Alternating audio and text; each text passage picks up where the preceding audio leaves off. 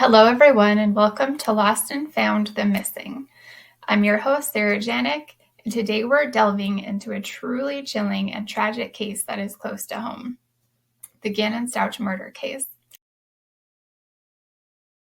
In this video, we'll unravel the details of this devastating incident that shook a community and got national attention. Gannon Stauch was born September 29, 2008. He was an 11-year-old boy who lived in Colorado Springs, Colorado with his dad, Elle, stepmom, Letitia, and his two sisters. Gannon went missing on January 27th of 2020 from his home in the Springs. Gannon's mom, Letitia Stauch, reported him as a runaway around 6:55 p.m. on the 27th, saying he left home between 3:15 and 4 p.m. to play with a friend. Unfortunately, Gannon's dad, Al, was currently deployed with the National Guard, requiring him to leave home on January 25th, just 2 days earlier. Conflicting with Letitia's police report, the night of January 27th, Gannon's stepmom texted his dad saying Gannon was sick to his stomach and wouldn't be into school the next day. Letitia then also texted her boss at work saying she was calling out of work because her stepfather had passed away tragically after being struck by a car while walking down the road. Meanwhile, full-force search efforts began with the FBI, police department, and community. Less than 2 days later, on January 30th, the El Paso Sheriff's Office changed Gannon's classification from a runaway to missing and endangered. In the early days of the investigation, law enforcement and volunteers scoured the area for any sign of Gannon. The case took a turn when Letitia's statements began to raise suspicions. She claimed that Gannon had left to play at a friend's house and never returned, yet no friend could confirm this. However, everyone involved began to share her stories and see how conflicting they really were, putting her under the spotlight. Security footage from a neighbor's video camera showed that she had left without Gannon the afternoon of the 27th, even though she reported they had hung out all day together. He was last seen on video footage of a neighbor at 3:15 p.m. going into his house, never leaving. Just days later, Letitia changed her story to say an intruder had broken into their home on the afternoon of January 27th. Her alleged intrusion included details suggesting that an unknown man had assaulted her and taken Gannon from their home. She then also had another story that continued to change and evolve, saying that they had actually met up with a man named Quincy Brown to buy an exercise bike from Craigslist. Then Gannon had somehow gotten hurt, and she let the man take him. He said he promised to come back with bandages and Gannon and said he would call 911. But then he never returned and she didn't know what to do. Officials remained tight-lipped about the details of the investigation, however, mentioning that much misinformation was spread about the case. Letitia agreed to an interview with her local news, KKTV, on February 3rd, as she was getting many death threats at this point, and people were highly suspicious of her and her stories that were ever-changing. In this interview, she stated, "I took care of Gannon for the last 2 years in our home. I would never, ever hurt this child. And I know there are some questions out there. That's up to the investigations. When they end up letting you guys know, you'll see. But I've cooperated fully with them. We are going to find Gannon, and that's the main goal we all have. I'm just ready for Gannon to come home." Almost feels like, to me, like kind of a pitchfork mentality with people. Almost, do you feel safe in Southern Colorado? Yes, this is a wonderful neighborhood. We picked this neighborhood because it felt like such a great community and the school district's great. And so I really feel safe in Colorado Springs. But then the community seems to have turned. Is that true?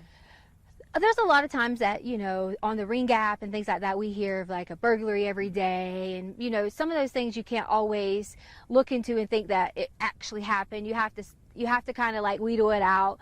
But overall, the community is really good at looking out for each other and coming together in times of need. I should try and clarify here. Not necessarily crime rates, but the way that people are reacting online to rumors about you with the search. Oh yes, wow. The rumors have gotten so bad. I pretty much have been told at least 10 different ways that these people have these conspiracy theories. I guess they watch a lot of law shows and maybe they have all these theories on how Gannon is dead. And that's what they're saying. So I'm like, why are you saying Gannon is dead? He is not dead. We are going to find Gannon. And that's the main goal that we all have, my family has. Just because you haven't seen us, we have that same goal, and we've been out searching. My aunt has been out searching. My family has been out searching. We all have been doing that together so that we could protect each other. How does it feel when not only you have a lost child who you are in care of, but then people blaming you for that child not being there? You know, I'm just ready for Gannon to come home. Most importantly, for him to see his family. But second, I am going to be so ecstatic when I'm able to say to people that I hope they have a really sincere apology for all these theories that have came out online, for all the things they said that I have done or people have done. And I just want everyone to know that we're going to find Gannon. And I love him so much. I've helped taking care of him for so long. Can you talk to me? As law enforcement agencies began investigating Gannon's disappearance, they conducted a thorough analysis of varying pieces of evidence, including electronic communications, surveillance footage, and witness statements. During this investigation, it was revealed that Letitia actually rented a van and left Colorado and went to South Carolina on the evening of February 3rd, just days after Gannon had gone missing. It was subsequently discovered that Letitia traveled from South Carolina to Florida. This information emerged from a friend who had said that she had a text conversation with Letitia, who stated she was actually in Florida and not in Colorado. This was validated by examining her cell phone records and tracking her financial transactions that showed her checking into a hotel room in Pensacola, Florida. This revelation of Letitia Stauch's travel to Florida was a very important element in the investigation, contributing to the unraveling of the case and ultimately leading to her arrest. Her 17-year-old daughter later confirmed that she too was in the van with Letitia for the drive to Florida and never doubted her mother for a minute. She never suspected anything of the luggage in the back of the van, or thought for a second that her mother would be capable of doing something like this to her brother. She felt manipulated and lied to, and said her mother said they were actually just renting this van with the plan to start a new life somewhere else. On March 2nd, Letitia was arrested in South Carolina and charged with first-degree murder, child abuse resulting in death, and tampering with the deceased human body trying to conceal evidence. On March 20th, just over a month after Gannon went missing, his body was found in a suitcase under the Escambia River Bridge in Pace, Florida, very close in proximity to the hotel that Letitia had checked into back in February. Police believe she snuck away from the hotel room where she was staying with her daughter to dispose of Gannon's body.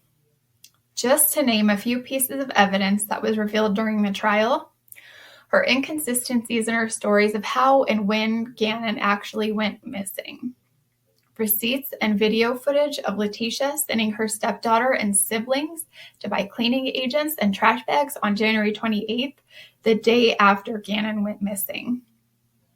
Blood was found on Letitia's shoe. A large pool of blood was found on the concrete floor underneath the carpet under Gannon's bed, in the basement, the storage room, and in the hallway. Bullets from the gun found in the Stauch's home was consistent with the bullets found in Gannon's body, and Letitia's DNA was also found on the gun in the master bedroom of their home. Letitia's bizarre search history that included everything from Casey Anthony, face transplants, jobs, new husbands, and apartments in Florida, as well as a fake lie detector test. It was found that Letitia tried to purchase a fake lie detector test on February 17th with the following questions. Do you intend to answer the questions about your stepson truthfully? Yes. Did you participate in any way causing harm to your stepson? No. Did your stepson return with you to your home? Yes. And did you participate in any way causing death to your stepson? No. The fake polygraph test never got sent back to Letitia and was blocked by management of the company due to the dark nature of the questions. An affidavit was submitted in court saying Letitia had nothing to hide. She would not have to pay for a fake polygraph test result. And for the official cause of death, it was found that Letitia choked Gannon, stabbed him 18 times, hit him in the head, and ultimately ended up shooting Gannon twice. It was also found that before that, she had tried burning him and drugging him with an opioid. Disgusting. That gives me the goosebumps. In court, Letitia's lawyers tried to file for a plea of insanity, saying that she had multiple personality disorder. However, it was actually denied by the psychologist, saying that she was actually completely sane when she murdered her stepson. I'm no professional, but the guilty plea by reason of insanity, don't you have to be insane to do such awful things to another human? I think we could chalk all murderers up to being insane. However, should they be granted a lesser charge because of that? Murderers use that as an excuse to buy time and receive lesser sentences. Not a fan. Due to the overwhelming evidence in June of 2021, Letitia was found guilty on all 3 accounts previously mentioned. And in addition, she was charged with murder in the first degree for a child under 12 in a position of trust, tampering with physical evidence, and 8 counts of a crime of violence. She was sentenced to life in prison without the possibility of parole. Gannon's family and the community found a semblance of closure, but the scars left by this disaster are everlasting. Gannon went missing from his home in Colorado Springs, Colorado, and was found over 1,300 miles away in Pace, Florida. The Gannon Stauch case serves as a chilling reminder of the importance of safeguarding our children and remaining vigilant against those who might cause harm. It also highlights the dedication and determination of law enforcement and community members who work tirelessly to find and seek justice for Gannon. Thank you for joining me as we delved into this heart-wrenching Gannon Stauch murder case.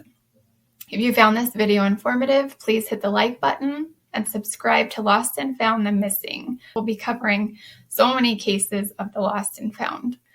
Remember to stay safe and look out for one another. Until next time, Sarah Janik Medium, signing off.